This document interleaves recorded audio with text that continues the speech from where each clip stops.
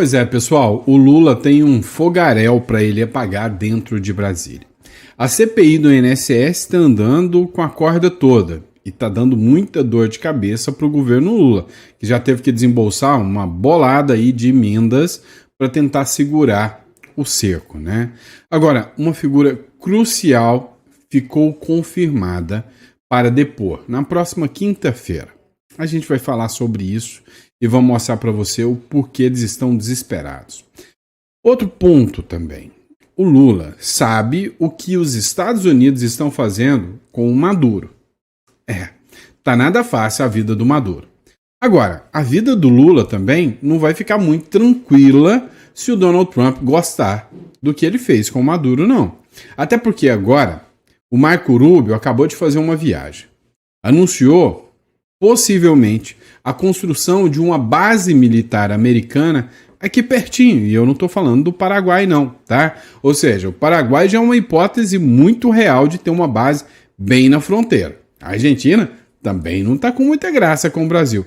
Agora, um outro país falou que se torna aliado e pode criar uma base militar americana bem aqui do ladinho também. Acho que isso aí não é uma situação muito favorável para o Lula.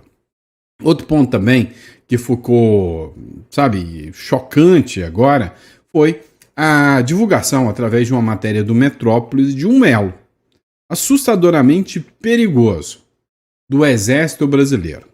E aí, um contrato acendeu um alerta vermelho sobre vamos dizer assim, a credibilidade dos contratos das Forças Armadas. Vamos falar sobre tudo isso. Então, não me esquece de se inscrever no canal, curtir, compartilhar. Para você que é novo aqui no canal, busca um canal que quer trazer informação sempre com relevância, checando as informações, seja muito bem-vindo. Inscreva-se no canal para sempre receber as notícias em primeira mão com a melhor qualidade possível, tá bom? E para você que busca uma residência fora do Brasil, a segurança de um país que te dá garantia de uma estabilidade jurídica para você empreender, para fazer um curso de medicina ou outro curso de graça, com educação de qualidade, o Uruguai vale muito a pena. Clica aqui na descrição, entre em contato conosco e agende uma consulta, tá bom? Bora para cima? Vamos começar de informação? Então, antes de mais nada, bora para informação. Pois é. Esse aqui ficou conhecido como careca do INSS e já está confirmada a oitiva dele agora, para quinta-feira. A CPI convoca o careca do INSS para depor na próxima quinta-feira. É o que diz a matéria. Pois é. A comissão parlamentar de inquérito marcou para quinta-feira, dia 11, próximo agora, o depoimento do Antônio Carlos Camilo Antunes. Ficou conhecido como careca do INSS. Ele chegou até a entrar com uma ação, né, no STJ, se eu não me engano, pedindo que os jornais não o chamassem de careca do INSS. Pois é. Talvez ele possa até processar as pessoas, né, processar os jornais agora pelo apelido jocoso que colocaram nele, né, careca do INSS, falando que é uma xenofobia contra calvos agora, contra carecas, né? Se essa moda pega, tem um aí que poderia ferrar muita gente com isso. Mas é o seguinte, o senador Carlos Viana, ele disse que autorizou a Polícia Legislativa a procurar ele e intimar o lobista, que ele vai ter que prestar depoimento e a possibilidade é que ele saia dali com ordem de prisão. Então, há muita gente especulando que ele pode fugir, né, da linha para não comparecer.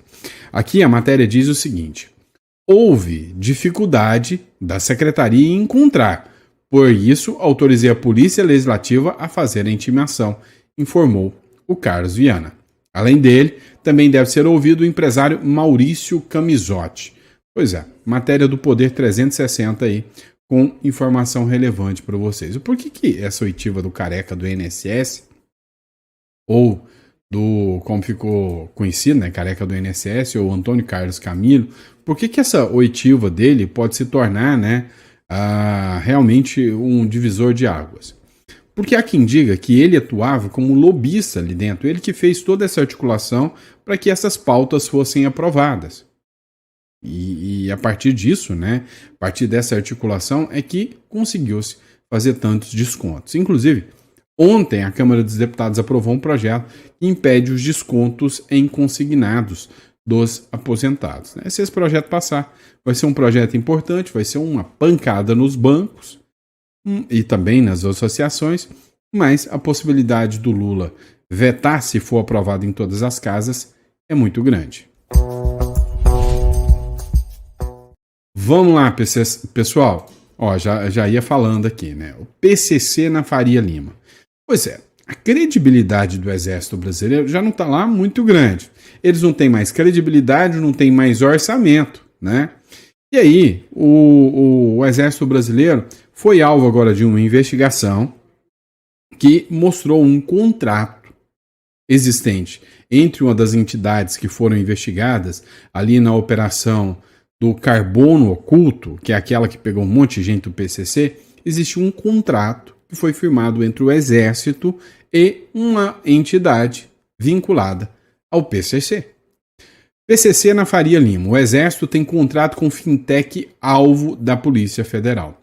O Exército Brasileiro ele tem um contrato com a BCAI, ou BK, Instituição de Pagamento Fintech, apontada como um, abre aspas, banco paralelo do mega esquema criminoso que envolve o primeiro comando da capital, PCC, e as operadoras da fintech da Faria Lima. Vocês viram que teve uma mega operação. Nessa mega operação que aconteceu, acabou pegando bilhões em operações em que o PCC articulava redes de bancos, fintechs, postos de gasolina. A verdade é que isso aqui vai pegar muita gente graúda, mas tem muita gente forte. E aí acabou tendo essa operação que foi articulada ali pela GAECO, lá em São Paulo. A instituição financeira que tinha um contrato com o Exército Brasileiro era responsável pelas maquininhas de cartão de crédito da Biblioteca do Exército. O contrato, com essas maquininhas era no valor de R$18 mil e foi assinado no dia 4 de agosto desse ano, menos de um mês antes de serem deflagradas as operações da Polícia Federal. E aí, a grande questão que fica hoje, quando a gente levanta aqui o questionamento, é o seguinte: ora, não dá para se dizer que o Exército tenha qualquer vínculo com isso, óbvio, mas no mínimo, o Exército não era para ser o setor de inteligência? Não era ali que deveria, ter uma busca maior? Não era eles que deveriam estar indo atrás dos criminosos para estar fazendo contrato com os caras? Ou seja, mostra aí mais descrédito ainda com o Exército Brasileiro em relação ao Exército Brasileiro. É uma vergonha isso aí. Vamos lá, pessoal. Essa aqui é para quem está acompanhando a nossa novela preferida agora, Donald Trump versus Maduro. Se bem que tem um monte de seriado que a gente está assistindo, ou é um só com vários personagens. A gente acompanha o Trump contra o Alexandre de Moraes. Parece que o Moraes contra o Elon Musk já acabou. O Elon Musk deu aquela desaparecida básica, igualzinho acontece num seriado. Um personagem some, depois volta, depois reaparece. Pois é, agora uma figura que está marcante aí nessa história chama-se Marco Rubio. Pois é, essa matéria é do El País.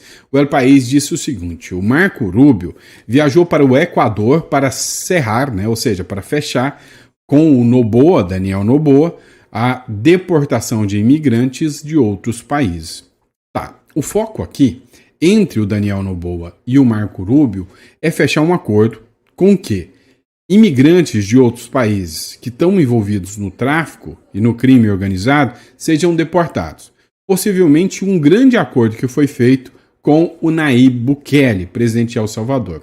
Olha só, Nayib Bukele fez o seguinte: pegou o país mais violento aqui da América Central, ou aqui não, de lá da América Central, Pegou o país mais violento, construiu uma mega prisão, colocou todo bandido dentro da prisão e agora todo mundo está cumprindo as penas, não se comete mais crimes. Ontem bateram uma marca histórica de 1000 dias sem um assassinato sequer dentro do país. Que sonho do Brasil, E aí agora o Nayib Bukele falou: olha, eu preciso rentabilizar em cima disso. Estados Unidos, eu tenho uma mega prisão e eu sei fazer o serviço. Quer mandar os criminosos para cá? Paga aí um trocado por mês para mim que eu recepciono tudo quanto é criminoso aí do crime organizado, terrorista, pode mandar para mim. E aí foi o acordo que o Bukele, né, fez com o Trump, e agora o Marco Rubio foi lá para fechar com o Daniel Noboa. Ou seja, construíram, né? Você lembra daqueles filmes que falavam da prisão de Alcatraz? Pois é, construíram uma mega prisão intocável, infalível, e o Nayib Bukele acabou rentabilizando em cima disso. Agora, os Estados Unidos, como principal parceiro comercial e destino de 40% de toda a droga que passa pelo Equador, o Daniel Noboa aposta numa cooperação mais firme, que incluiria nessa negociação aqui, inclusive, né, um equipamento militar, fortalecimento de centros de inteligência e recursos para a luta contra a lavagem de dinheiro, né, lavagem de ativos, com a possibilidade de uma base militar estadunidense em solo equatoriano.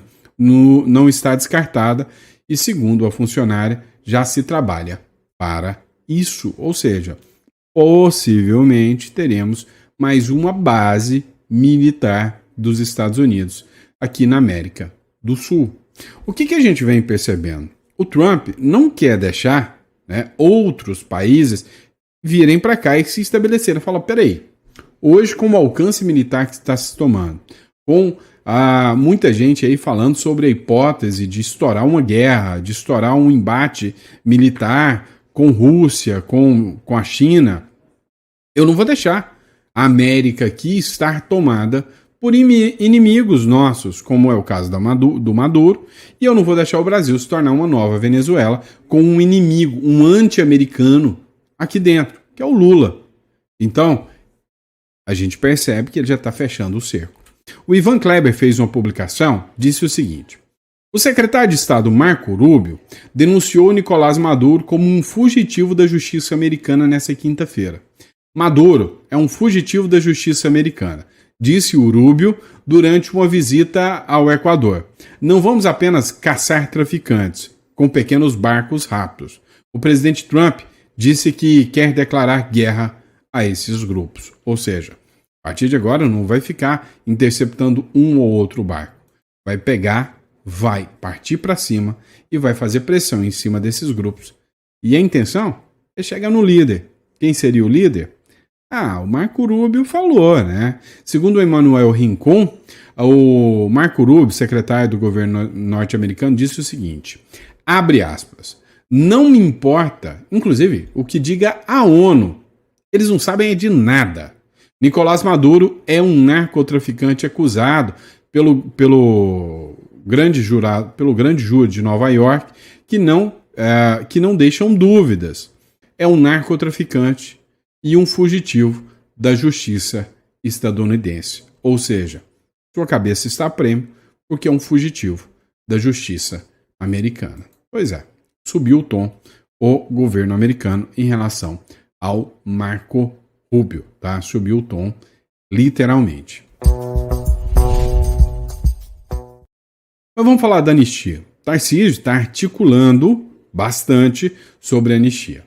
A turma lulopetista tá nervosinha pra caramba. Inclusive, tá circulando um monte de posts falando, olha só, o Tarcísio que deveria estar cuidando do estado de São Paulo está lá para Brasília, articulando a defesa dos golpistas. É o que os petistas estão escrevendo.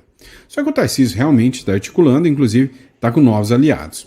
O Tarcísio ofereceu jantar a Malafaia em meio a conversas sobre anistia. Dá uma olhada nessa aqui. O governador Tarcísio de Freitas ele jantou com o Malafaia e também com o deputado federal Sóstenes Cavalcante na noite de quarta-feira, na ala residencial do Palácio dos Bandeirantes, lá em São Paulo. Vem cá, tá circulando um burburinho e o Otávio Facuri, na verdade, foi o ex-advogado do Bolsonaro, me fugiu o nome dele. Eu tô ruim de cabeça hoje, vocês viram, né? Que era advogado do Bolsonaro, ele chegou a falar em Malafaia como candidato a presidente da República. O que eu tô começando a sentir é que mostrou-se que o Malafaia tem um grande apelo evangélico, né, dos evangélicos. E, de certa forma, é uma grande liderança. O que eu tô vendo, a costura, é a possibilidade de que queriam lançar o Malafaia como presidente. Só que agora, a ideia pode ser que o Malafaia seja vice. Olha só uma chapa se formando aí do Tarcísio e Malafaia. Pode ser que a gente esteja diante dessa chapa presidencial.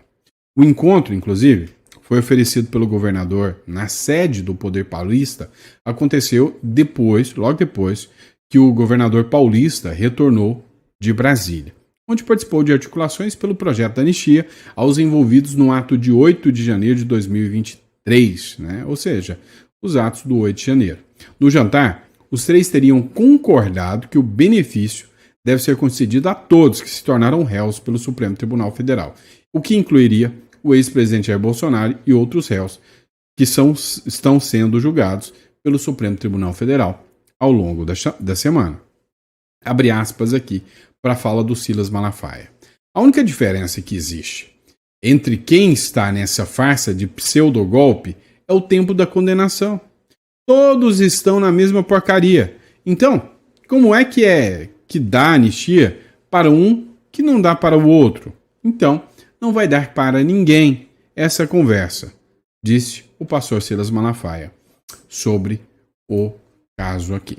E aí veio também o Barroso, que está falando que teve uma conversa dele que foi distorcida, porque ele disse o seguinte, olha, não tem como, primeiro você dá a condenação e somente pessoas condenadas podem ter anistia. Isso ficou entendido como se fosse uma chave, uma deixa do Barroso falando, não, a gente vai aceitar a anistia. Só que a turma do STF está fazendo muita pressão sobre a anistia, não querem aceitar a anistia não. E aí o Barroso veio a público agora, através da Mônica Bergamo, e disse o seguinte, o Barroso nega que fez defesa de anistia para Bolsonaro e diz que não antecipa voto não. Engana que eu gosto, né? Não antecipa voto? Tá bom. Uma fala do presidente do Supremo Tribunal Federal, Luiz Roberto Barroso, sobre a possibilidade de anistia aos réus do 8 de janeiro, passou a ser utilizada nas redes sociais por bolsonaristas para turbinar a ideia de que o presidente Jair Bolsonaro pode, até ser sim, condenado pela corte por tentar um golpe de Estado no Brasil. Mas, no fim das contas, não será preso graças à aprovação de um perdão pelo Congresso Nacional. Em mensagem enviada à coluna Mônica Bergamo, o Barroso disse o seguinte, abre aspas. Indagado sobre anistia em um evento em Mato Grosso, disse que não achava que ela pudesse ser possível antes do julgamento e que, após o julgamento, entendia que passava a ser uma matéria para o Congresso. E segue, não defendia a ideia de anistia e, caso o tema seja judicializado, não omiti minha opinião sobre como o tribunal se posicionará. Nesse caso, nunca antecipo meu voto. Pois é, não convenceu não. A gente sabe que antecipa e antecipa muito. Agora, a gente precisa entender o seguinte. A anistia é uma pauta de Congresso. O STF acabou de declarar que vai travar uma guerra contra o Congresso se a pauta da anistia for aprovada.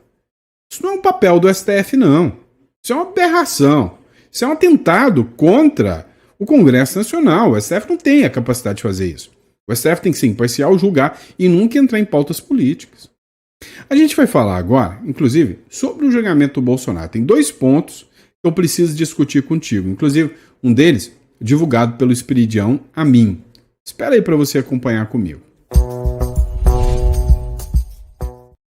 Olha só, o Esperidião Amin, que é um senador muito respeitado do estado de Santa Catarina, ele fez uma publicação.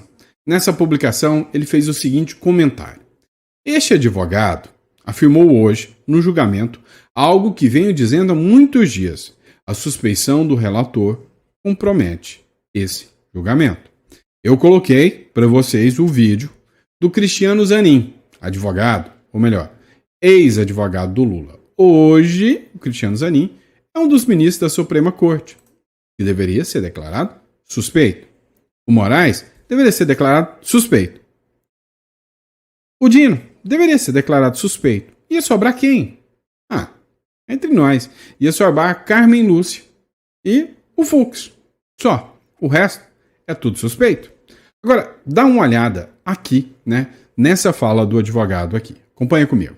Vejamos, Excelência, que aqui se trata das perguntas diretas. Nós não pegamos, por exemplo, quando o Ministério Público faz uma pergunta e o ministro relator se aproveita para fazer uma pergunta em cima, ou seja, que são perguntas originadas diretamente do ministro relator e diretamente do Ministério Público.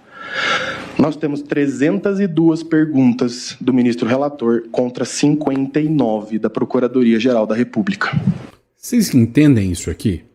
Enquanto o PGR, Paulo Gonet, fazia 52 perguntas de acusação, o Moraes, que não é o cara que tem que fazer a inquisição, é o cara que tem que julgar de forma imparcial, ele fez mais de 300. Ou seja, é uma aberração, é um absurdo. Isso mostra que o ministro relator ele tem participação ativa como inquisidor, ou seja, fazendo o papel do Ministério Público. Ora, por muito menos a Lava Jato caiu. Caiu porque o juiz conversava com o MP. Aqui, nós temos o juiz agindo como o próprio MP. E aqui, Excelências, muito se indaga, mas somente perguntar a mais não quer dizer que houve uma violação propriamente. O juiz também pode produzir provas. Mas aqui nós temos um fato curioso. Uma das testemunhas arroladas, o senhor Valdo Manuel de Oliveira Aires, foi indagado pelo ministro relator a respeito de uma publicação dele nas redes sociais que não consta dos autos.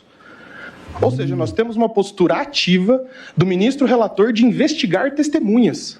Por que o Ministério Público que não fez isso? Deu para entender? Ah, não. Então você está querendo usar só com o argumento de que o Moraes perguntou mais do que o próprio PGR. Quer dizer que ele está atuando mais do que a acusação? Sim, é óbvio. Mas vamos dizer que você vai ignorar a lógica e a razão e vai falar que isso não é suficiente. Vamos lá. O juiz perguntou sobre uma situação de uma rede social de um dos acusados que não está no processo. O resultado é: o juiz investigou por fora, porque quem faz a investigação é o procurador da República e coloca no processo. E o juiz só sabe o que está no processo. Tem um brocário jurídico que a gente fala o seguinte: o que não está nos autos não está no mundo. Ou seja, se não está no processo, o juiz não deveria nem saber, a não ser que fosse um fato público e notório. Por exemplo, que eu sou chato. Agora, se não é algo público e notório assim, ora, aí é porque andou dando uma bisbilhotada, uma investigada, e se investigou, deixou de ser juiz. Qual o papel do juiz julgador? Ou é o juiz inquisidor? O juiz é o imparcial, o juiz é o afastado da causa, porque o magistrado tem a iniciativa de pesquisar as redes sociais da testemunha. Não que o ponto não seja relevante, pode às vezes ser relevante, mas quem tem a iniciativa probatória, a quem compete o ônus da prova? Ao Ministério Público. Vejamos, Excelência, que aqui se... Pois é, o ônus da prova é do Ministério Público. Não é do juiz, de forma alguma. O que mostra, de forma clara, evidente e escancarada, que esse processo é uma exceção, um tribunal de exceção. Por quê? Porque não é regra. O que é uma exceção? É algo que não é regra. E a regra é que um juiz é imparcial. A regra é que um juiz não investiga. A regra é que o juiz não pode ser nem vítima. Aqui não. São todos inimigos do réu. Abriram uma exceção. A Constituição veda tribunais de exceção. E aí, tem mais uma publicação. José Neumann de Pinto. Para mim, um dos jornalistas renomados do Brasil. No início do julgamento do golpe, no STF, Moraes e Gonet defenderam a Constituição sem citarem nenhum dos seus preceitos, apelando, como de hábito, para o Código Penal do Estado Novo de Getúlio, de 1940. Não é ignorância, é confissão de que Estado de Direito é pretexto e não razão. Pois é, como a gente viu, em muitos e muitos casos, o afastamento aqui dos direitos e garantias de várias pessoas, até de meninas de 14, 15 anos, filhas de jornalistas aí, filhas do ex-presidente também. Então, o que a gente vê hoje no Brasil é, sinceramente, um dos momentos mais sombrios, mais sórdidos da história do Brasil. Vamos lá. Tem um assunto que está pairando muito sobre a política brasileira, que é sobre vista do ministro Luiz Fux. Luiz Fux deve pedir vista no julgamento da trama golpista? Entenda. Qual seria a lógica de um processo de vista? Deixa eu explicar para você. O que é vista de um processo? Quando um juiz acha que os fundamentos, os fatos que estão no processo não são suficientes, ele pede para ficar um tempo a mais com esse processo, geralmente 90 dias a mais, o que faria com que o processo do Bolsonaro fosse suspenso durante esse período, atrasaria todo o plano que foi feito para mandar o Bolsonaro para a cadeia logo. Agora, será que o Fux vai pedir vista nesse processo? O jornal Metrópolis debruçou sobre esse assunto. Vamos analisar esse trecho aqui. Doutor, será que os ministros conseguem fazer absolutamente tudo isso para 8 réus até a sexta-feira? Os ministros, eles têm muita prática nisso e têm assessoria. Apesar de ser algo complexo assim para quem está observando fora do mundo jurídico, é uma operação difícil de explicar, mas o pessoal conhece bem essa matéria.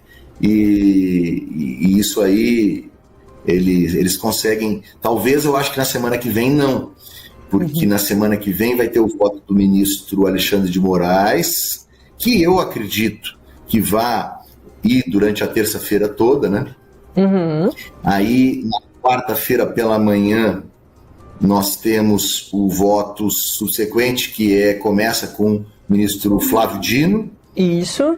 Eu não acredito. E aí depois nós vamos lá, aí na quarta. Aí vem Fux, que poderá fazer um voto com alguma divergência, que é o que se diz, né? Que ele é um juiz, um ministro mais permeável a alguns argumentos da defesa. Então, mas que ele não deve pedir vista, né, doutor? Porque ele acompanhou de perto o processo, né? A vista, na maioria das vezes, é pedida quando o magistrado entende que não conseguiu acompanhar, que faltou tempo, né? Justamente ele pede vista para conseguir ter mais tempo para ver a ação, né? Para ver o processo, as provas. E Luiz Fux, eu lembro, inclusive, que participou dos interrogatórios, de todos eles, dos 8. Esteve ali, fez perguntas, então tem um entendimento já de que pedido de vista Luiz Fux não deve fazer, mas que deve abrir divergências em relação também não às condenações, que ele deve concordar com as condenações, mas que deve aparecer ali a divergência mais no sentido das penas, né?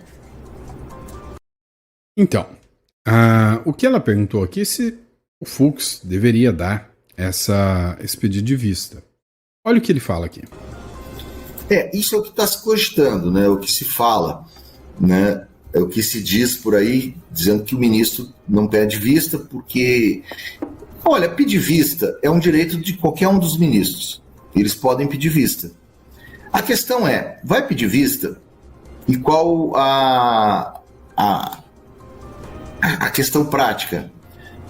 Então, o que se diz é que o ministro Luiz Fux não teria necessidade de pedir vista, porque ele acompanhou todo o andamento do processo, inclusive em loco, em alguns momentos, o que não é comum.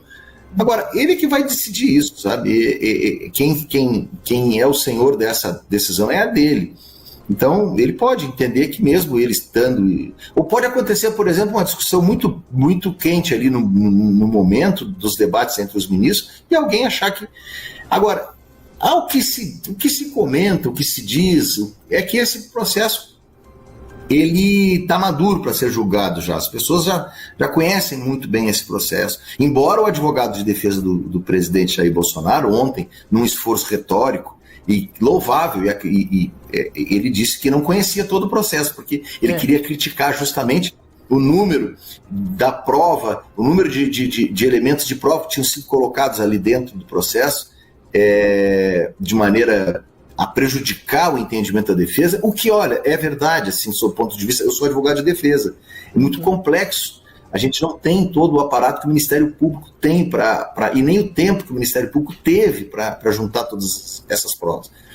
Mas, enfim, voltando aqui ao assunto do pedido de vista, Como esse processo é um processo muito conhecido, e as questões são conhecidas, que não faria sentido o pedido de vista. Mas isso quem vai decidir é quem está ali na hora. O ministro Luiz Fux tem todo. Quem vai decidir é o ministro Luiz Fux. Tá, mas por que você parou para falar sobre isso aqui, Santos? São 2 pontos que a gente precisa falar. Primeiro, a ordem do julgamento. Primeiro a votar, ministro Alexandre de Moraes. Cá entre nós, ministro Alexandre de Moraes não tem nada mais a perder, é inimigo declarado do Bolsonaro. Quem não entende ou finge que não entende isso é mau caráter. Ponto. Segundo, é o Flávio Dino. Inimigo declarado do Bolsonaro. Diz que o Bolsonaro é pior do que o próprio demônio. Participou dos atos do 8 de janeiro, não como partícipe, mas como ministro da Justiça. Ele atuou ali dentro desse processo. E agora ele vai julgar um processo que ele atuou lá fora? Isso é um claro, caso de impedimento. É inimigo do Bolsonaro. Processou o Bolsonaro. Disse que o Bolsonaro é pior do que o demônio. Vai julgar. Não devia. Vai condenar. Agora, o ministro Luiz Fux, será que ele quer pegar essa bronca de enfrentar o Trump mesmo? A Carmen Lúcia é a próxima a julgar. Depois do Dino é o Fux, depois a Carmen Lúcia e, por fim, o ministro Zanin, que tem muito a perder. Imagina no escritório dele sendo sancionado, esposa, filhos, todo mundo. Eu é que não julgaria o Bolsonaro nessa aqui, tá? Sinceramente. Então esse é o primeiro ponto. Segundo ponto. E se o Fux pede vista? Eu tenho 2 caminhos. Vamos entender. O primeiro caminho é o seguinte. Se o Fux pedir vista, só está dando tempo para o STF para evitar que as sanções magníficas venham. Mas mais para frente a condenação vem. Se o Fux não pede vista e já julga logo, já deixa mostrar para todo mundo como está a situação e já abre espaço para o Bolsonaro fazer um recurso. E vai que esse recurso cai na mão do André Mendonça ou do Cássio Nunes. Não acredito muito. Então, a regra aqui é que, falando português claro, tanto faz com pedido de vista ou sem pedido de vista, vão condenar o Bolsonaro porque as sentenças já estão prontas. Agora, quem vai segurar o rojão até o final, entre esses 3 que eu falei, é que é interessante saber, quem vai encarar o Trump mesmo, tá bom? E é isso, pessoal, muito obrigado pela confiança, pela credibilidade, é um prazer, uma honra sempre estar aqui com vocês, poder bater um papo sobre política com vocês. Para quem ainda não entrou em contato com o nosso escritório, para pensar o seguinte, você tá vendo o Brasil a loucura que tá. Você tem um certo patrimônio, você tem que se proteger. Você quer mesmo que depois de uma postagem os caras venham atrás de você para pôr 17 anos, você vai fugir para ficar ilegal em algum país? Essa semana, uma moça que tinha saído para os Estados Unidos por causa do 8 de janeiro foi deportada porque estava ilegal lá. Não, meu amigo. Pense melhor. Procura uma forma de ter uma cédula, uma residência de outro país. O mais barato, mais rápido e mais fácil de você chegar chama-se Uruguai. É a melhor garantia. Dali, depois você faz um visto americano, nos procura, a gente tira para você um EB2NW de altas habilidades, pega um green card para você, mas primeiro, tenha um visto. Te garante, uma residência que te garante uma possibilidade de não ser alvo dentro da jurisdição brasileira. Tá bom? Obrigado, pessoal. Fiquem com Deus. É sempre um prazer estar aqui com vocês e poder bater um papo com vocês. Abraço.